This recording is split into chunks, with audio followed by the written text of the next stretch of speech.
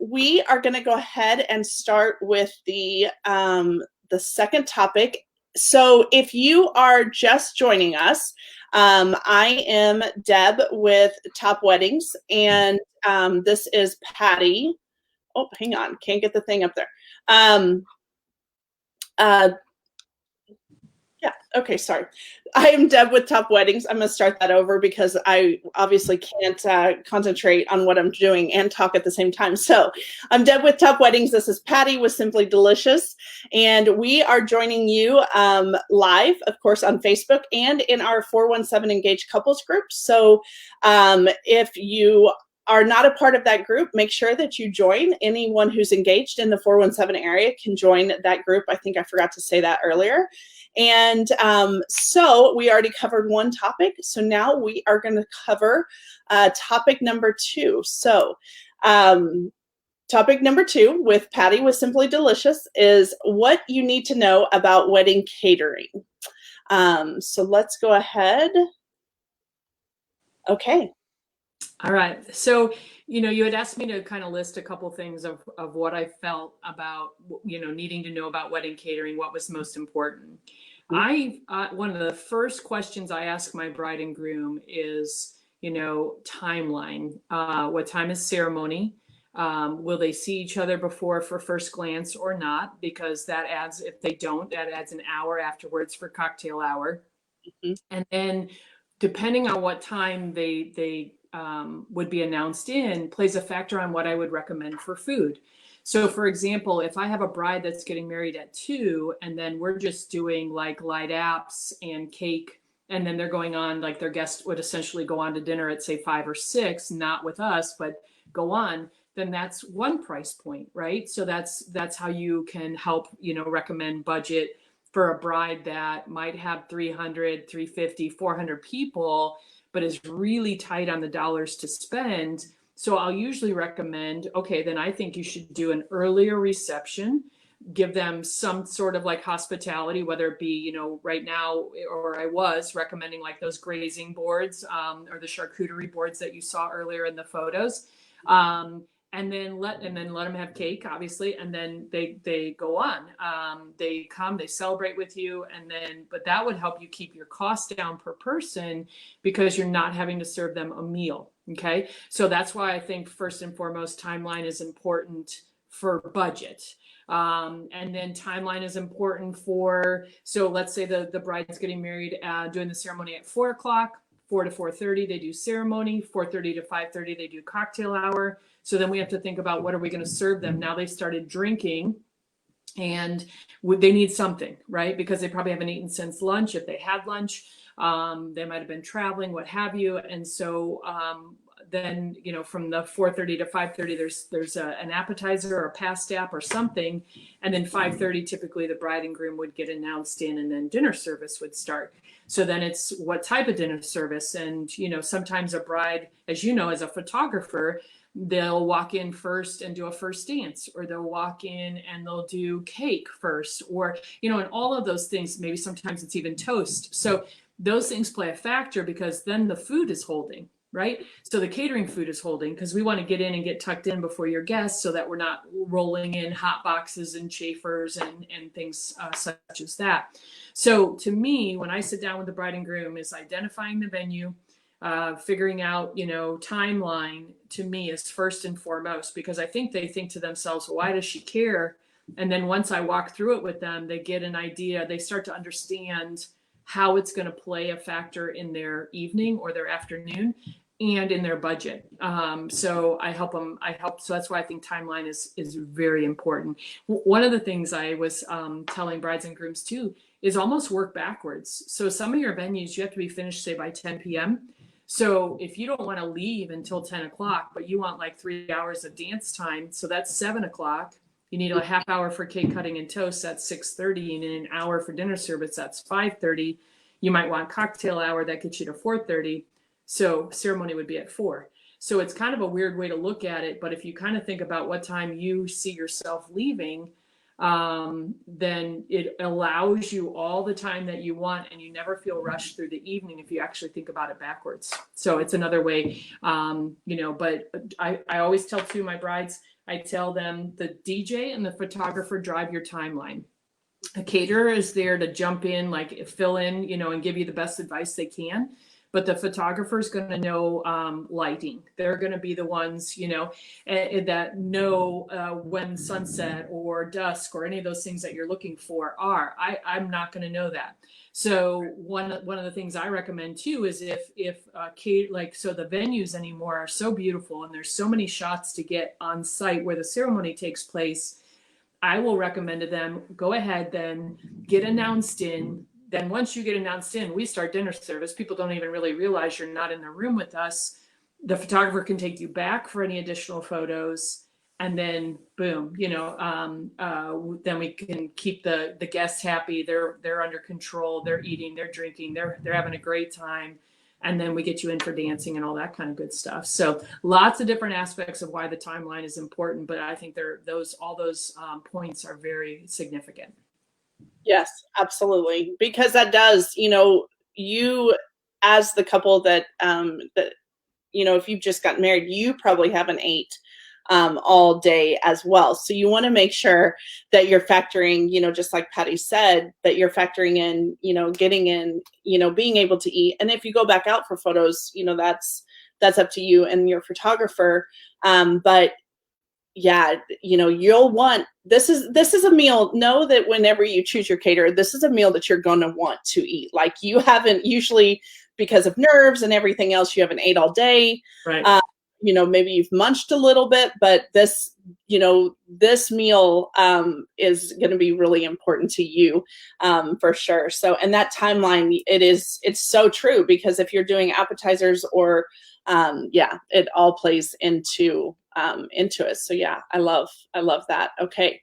And I think a lot of venues too have a lot of cool new, like little bridal suites or little areas. So even during that cocktail hour, still while your guests are being taken care of, so say from 4:30 to 5:30, you can come in 5:15. We get you into one of those little rooms, the little bridal suites or the groom's rooms, have a private meal.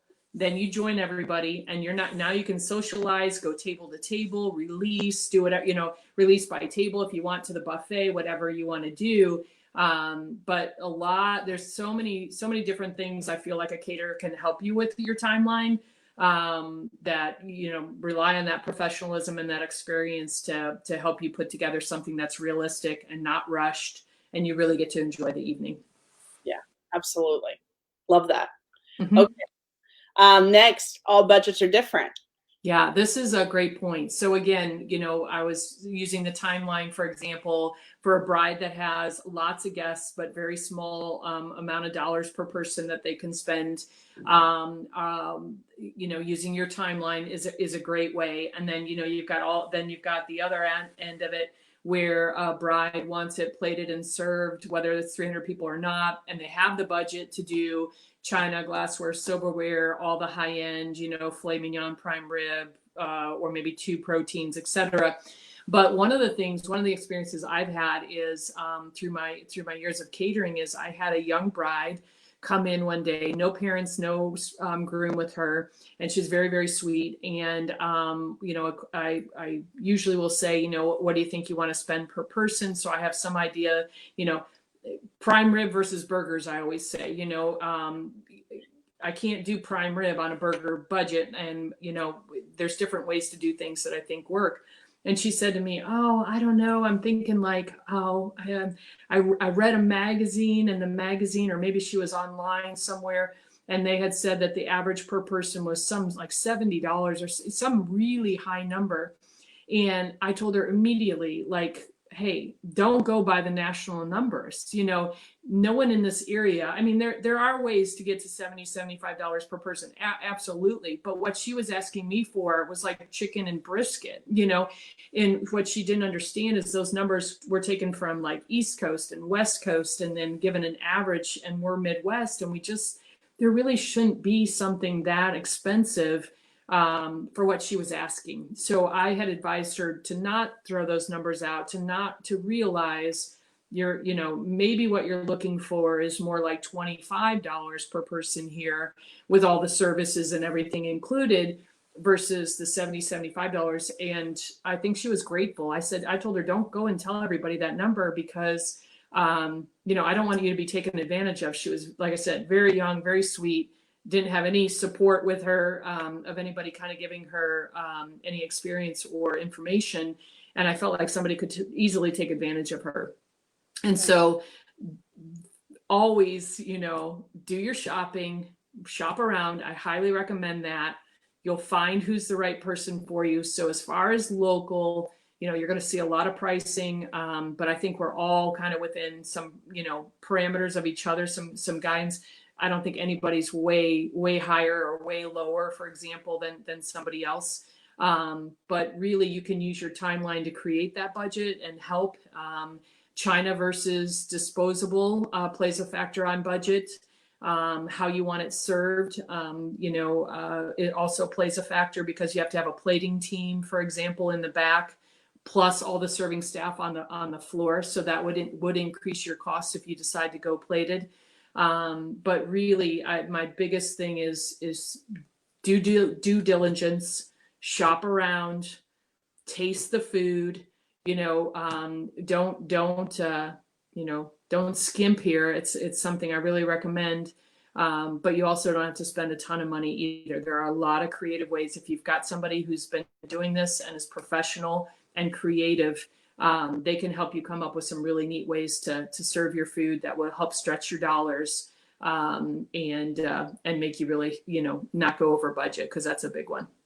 Yeah. And, wedding, I think that wedding experience has a lot to do with that, because you've been in the business for a long time, and there's a lot of caterers around here that have been in the business for a long time, and you realize sometimes always what works and what doesn't work. And that has a lot to do with, where you're not wasting, you're really using that budget for, your crowd. And also, just like you said earlier, giving what you're envisioning for your food. And then, giving that to the professional to see what that looks like and how that can fit into your budget, or a variety of it, at least. So yeah, I love that. And again, to kind of tie in timeline and budget, if you're, my professional opinion is if you are 30 minutes or less from the time the ceremony ends to the time you're going to get announced in, I don't think you need a food item there. Okay. I don't care if they're drinking or not drinking or what you're offering them, but 30 minutes or less, your guests are still pumped from the ceremony. They're finding the bathroom. They're finding where they're seated. They're socializing too. And then you're about to get announced in. So a lot of times I'll have somebody who be like, well, but I want food in this window. It's such a short window of time. You cannot get people through a drink line, non-alcoholic or alcoholic.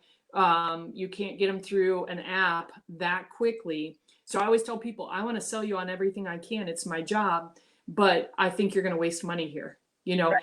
Put that money somewhere else. Let's do drunk food. Let's do something late night for a smaller number of people, and use those dollars in a different way. If you're absolutely adamant that you want to do something for your guest, let's put it there. And I think some people still do it. Some people, they listen and they understand what I'm saying, but they still want every level of service and pampered for their guests. But a lot of times my true belief is that 30 minutes or less, you don't need any food. Right. Let them eat the main meal, and it's, portions are huge, that kind of thing. And I'll touch on that timeline. So if you're after your ceremony, if you're only taking 30 minutes to get into the reception, that is usually, I'm not saying always, but 98% of the time, it is because you did a first look and you did majority of your photos before the wedding. And so after the wedding, you don't have a lot of images that you have to have because you've already did that all before. So when right. Patty's saying, if you're only doing 30 minutes, that saves that, you might not have to do a appetizer while your guests are waiting for you, because 30 minutes, by the time they leave the, you know, a lot of our venues in this area have the ceremony and the reception in the same area. So you can do that, you know, obviously within that 30 minutes. But by the time they leave the ceremony, get into the reception, mingle, sit down, you're right. I mean, you know, that makes it kind of hard for them to jump up and get, you know, those appetizers or whatever. But if you're not doing a first look, then your photos are much longer after the ceremony. And so that's when, you know, that's when your caterer comes in, like Patty's saying, as far as timeline, and says, okay,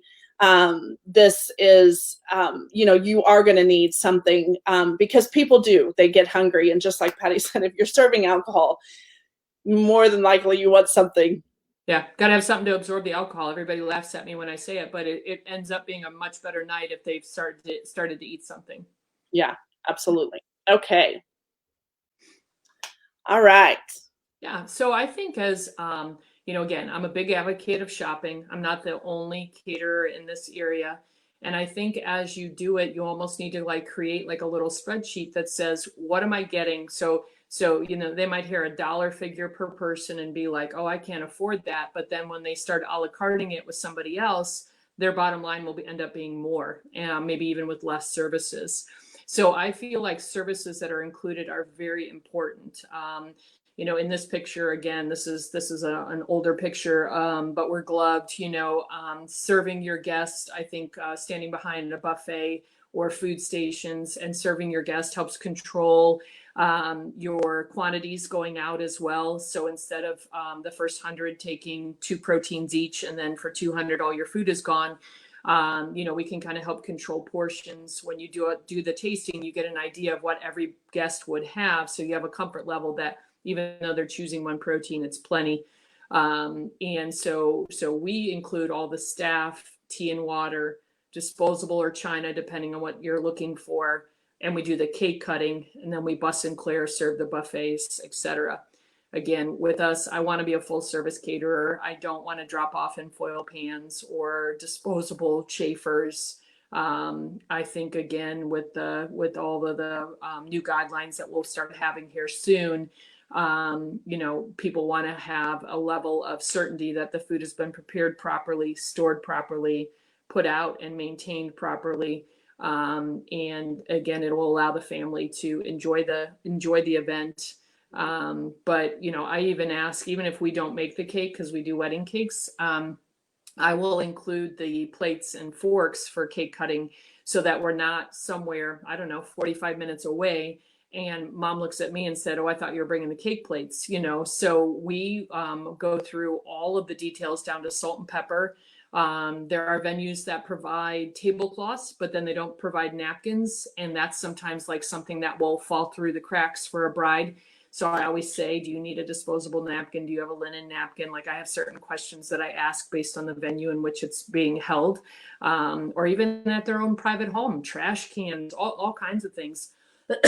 Excuse me. So I think just having the experience, and again, offering as many services in the price per person as possible, leaves the family to enjoy the event, have a great experience, enjoy the food, and guests are very satisfied. They walk away just, you know, waving and thanking us and telling us how great the food is, and all those kind of things. So I think services are a big part of it. Absolutely. Okay. Yeah. So dietary needs, you know, now anymore, you know, when I started, and again, you know, 20 plus years ago, diabetes was it. Yeah, that's really about all you heard about with food is my mom, my aunt, my grandma are diabetic, and you would deal with that, right? Natural sugars and fruit, you know, you couldn't supplement, you'd have to have certain things, using Splenda and other things such as that. Now, really big plant-based group out there of vegan and vegetarians, which is awesome to me. To me, that's not that you know, big of a deal. It's not really necessarily like a food allergy. It's just a choice maybe, or a diet need. But gluten-free is a big deal. Gluten-free for people who really are truly celiac. I mean, the gastrointestinal issues that they can have are huge. You know, nuts and things that you hear about, you know, mushrooms. Our friend Terry Reno from Complete with her mushroom allergy. I mean, it's serious, and so we make sure, you know, a roll is for some people who are gluten free, even the roll on a plate can really make them sick. So we always, you know, we go through that. It's one of our questions on our initial questionnaire. We find out who it is. For example, I've got a new bride and groom that I've been working with, and they actually need to see all the ingredients of our food because dad has a severe allergy, and I think it's a cousin of the groom has a severe allergy. And so they want a list of everything. And what's nice about the fact that we make everything is I can tell them. You know, I can tell them down to the seasoning, like our dry rubs or our sauces or our salad dressings, whatever it is. But there's a lot of things out there. There's the Lyme disease, you know, where a tick can bite somebody and they actually can't do anything mammal.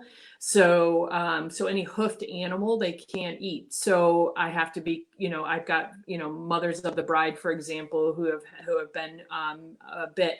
So it's a wide range of things that you have to stay up to date on. The health department's always really great if I have any questions. You know, obviously the internet as well. But sometimes, like I have guests that will actually carry like an index card style size with them of all the allergies. You know, it could be salt and pepper, for example, or olive oil, some of the things you think are the most basic. So when that happens in my 2-week out with my bride and groom, I just get that guest if they end up coming, you know, if they're going to be there. I just ask for their number and I have a conversation with them. So instead of me reinventing the wheel, I just say to them, what would you enjoy? Like what's going to make you feel comfortable eating this? You know, I don't want you to feel like you're at risk or you're not going to feel good at the end of the evening, any of those kind of things. And it's just a whole, because I overthink it. You know, if they've got a big list of allergies, I'm trying to reinvent it. And it's just easier to reach out to them and say, hey, what would you like to have? And that goes over really well. I think people really appreciate that level of service, and just making sure that, you know, we know that, you know, we're trying to take care of them. So. Yeah, and you would not think, I know for me, I would not think of all of the different allergies and that you are having to deal with, that's for sure. Yeah, yeah. So I think this picture is like 1,000 words here. You know, relying on a professional. So again, you're seeing gloves, you're seeing it being served. The bride is chose to walk through the buffet, but at the same time, she's still being served. And just again, them being able to articulate what's in something. You know, there's lactose intolerant, there's dairy, there's so many different allergies. So by somebody coming through and walking and us being prepared and serving, pretty much any one of my staff could say, oh, that doesn't have gluten, or, you know, you could do this, or we have it in the back, you know, like sometimes it's like one vegetarian in a group of 150. We'll just keep it hot in the back. And then we'll go and bring that plate to the individual. So then they don't have to worry about any kind of cross contamination or anything. But I think, you know, if you're worried about any of those kind of things, relying on a professional is the way to go. Absolutely. And I feel like you've touched on so many different reasons why that is the truth. Because just with those allergies, I mean, just with everything that we just talked about, the timeline, all of that, you know, and again, when you're choosing your caterer, make sure that they do have wedding experience, because that, you know, weddings are not just like every other event. They're just not. And I love the detail that you're giving as far as the timeline and everything else, because that has everything to do with making sure the food's hot and all that good stuff. So, so I love, which I knew that you would be detailed, because you're a detailed person. That's why you do so well at what you do. But I think that all of this has been so incredibly helpful for, let me go back to that. So it's so incredibly helpful for anyone who is choosing a caterer, because, you know, you don't think about everything that comes into play when, you know, it's not just good food. Obviously, that is a huge part of it, but there's so much that comes into play when choosing your caterer. So I feel like this, both of these topics that we've covered have been incredibly helpful. So, okay. So is there anything else that you want to talk about as far as what you need to know about wedding catering? No, I think that gives them a lot of information to think about, and they can always email me and ask me any questions if they have them. I'm happy to be a resource. I tell people that all the time. Lots of business in town, lots of different things. But if somebody has any questions, I'm usually really easy about trying to answer it if it's something I think I can help with. Yeah, and we know. Just an FYI, Patty does not work out of the dining room, but because she manages it as well. But she, she goes anywhere as far as Simply Delicious, and she has the bar service and cakes as well. But that, her professionalism comes. We were just talking earlier because when and there's other caterers that do this, so don't get me wrong, but when I walk into a wedding, I know it's Patty's team.